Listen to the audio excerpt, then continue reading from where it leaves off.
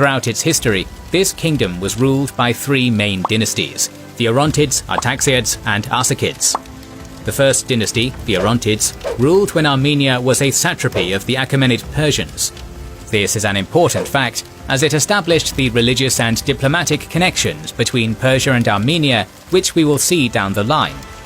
Indeed, the history of the Kingdom of Armenia begins with the Armenian peoples as vassals of the great Persian King of Kings. By the 4th century BC, the ruling satraps of Armenia, the Orontid dynasty, had been in power for centuries, forging cultural, diplomatic and tributary links with their Achaemenid overlords. However, this status quo was shaken up when a certain Alexander wiped the Persian Empire off the face of the earth. Upon absorbing Armenia into his Macedonian Empire, Alexander appointed Miran, a garrison commander at Sardis and scion of the Orontid dynasty, to rulership of the satrapy.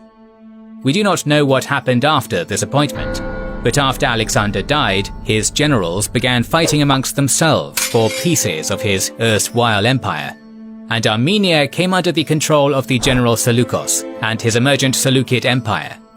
Seleucus I set up a man from the Orontid dynasty called Mithranes to rule Armenia as a satrap, and thus the Orontids stayed under Seleucid influence for the next century.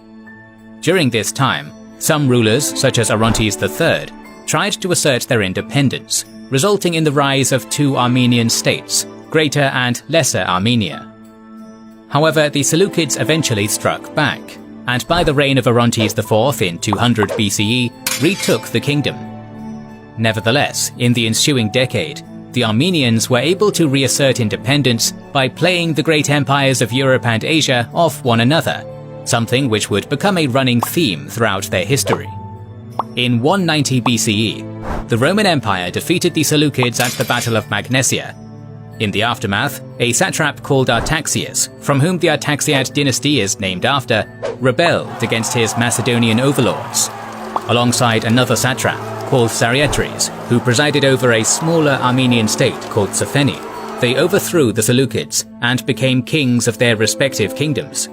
To establish the legitimacy of their rule, both kings claimed connection to the previous Orontid dynasty. Despite now being an independent polity, the culture of the Kingdom of Armenia was still largely defined by that of its former imperial overlords. The most influential of these were the Persians, whose customs and rituals loomed large in Armenian society, even when the Romans were dominant in the region. Many Armenian kings had Persian-sounding names and had Persian customs of marriage, such as polygyny. The famous Armenian king Tigranes the Younger, for instance, was married to a daughter of the Parthian King of Kings, and even claimed that title for himself. Iranian, and particularly Zoroastrian culture, was paramount in Armenia during this period. For instance, some coins have Achaemenid fire motifs, while local deities appear with aesthetic representations of Iranian deities and Ameshaspentes, such as Verithragna and Mithra. The Armenian pre-Christian religion was eclectic in borrowing from its neighbors, but maintained a solid structure despite political upheavals. Deities like Aramazd, the head god, Tyr, who was the god of light, Sovinar, the rain goddess, and Anahit, goddess of beauty, were prominent in the empire, with large decorated temples dedicated to them. There is some debate in academic communities as to whether Armenian religion was separate from Persian Zoroastrianism, or if it was a Zoroastrian-derived religion. What we can say with certainty is that the gods of the Armenians had Persian as well as Semitic and Hellenic analogues. For example, Nane, a daughter of chief god Aramazd and mother goddess, was linked to Nanaya, a Babylonian fertility goddess.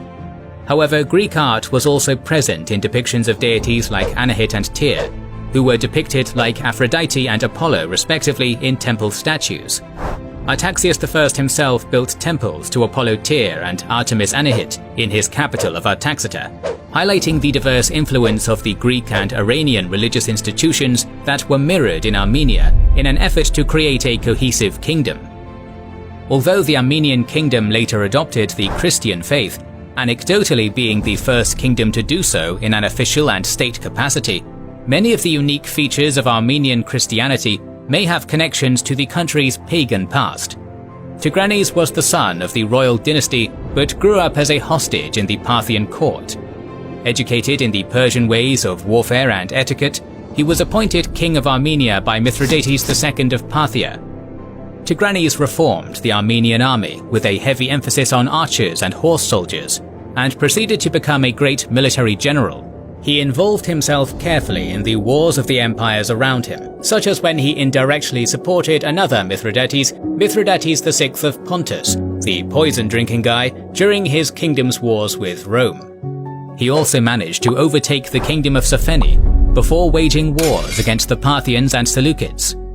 Both empires were under geopolitical strain at the time, and thus the shrewd Tigranes managed to enlarge his empire to reach the waters of the Mediterranean and as far south as Judea.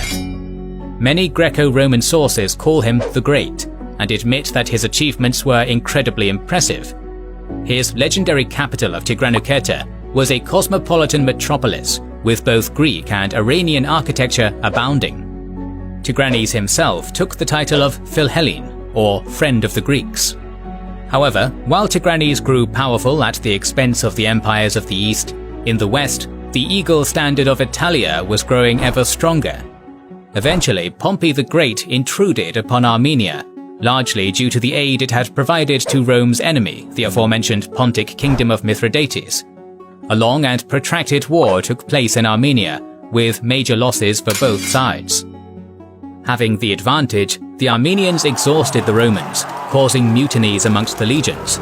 It was up to Pompey the Great to control Armenian power, as well as a rebellious son of Tigranes called Tigranes the Younger. Tigranes died in 55 BCE. Armenia eventually came under full Roman control under Tiberius. Rome, however, would not be the only empire that vied for influence over Armenia in the 1st century AD.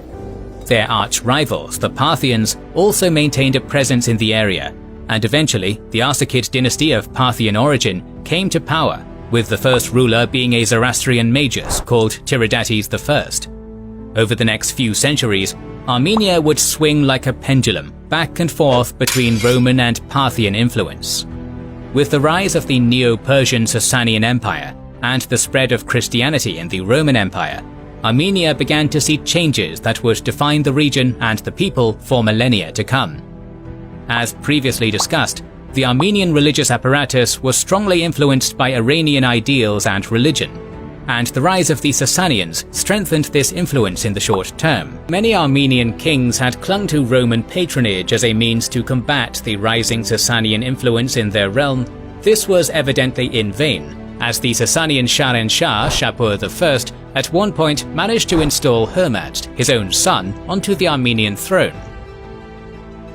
While this was happening, a small religion from Judea called Christianity was on the rise. Initially, the nobles of Armenia were hostile to the religion, and persecuted it much like Roman emperors like Diocletian did. However, in 301 CE, due to the efforts of Saint Gregory the Illuminator, King Tiridates III converted to Christianity. Gregory also helped craft the Armenian alphabet that is still used to this day, basing it on the Greek alphabet. By the time the Armenian kingdom adopted Christianity, it had already entered into the twilight years of its existence.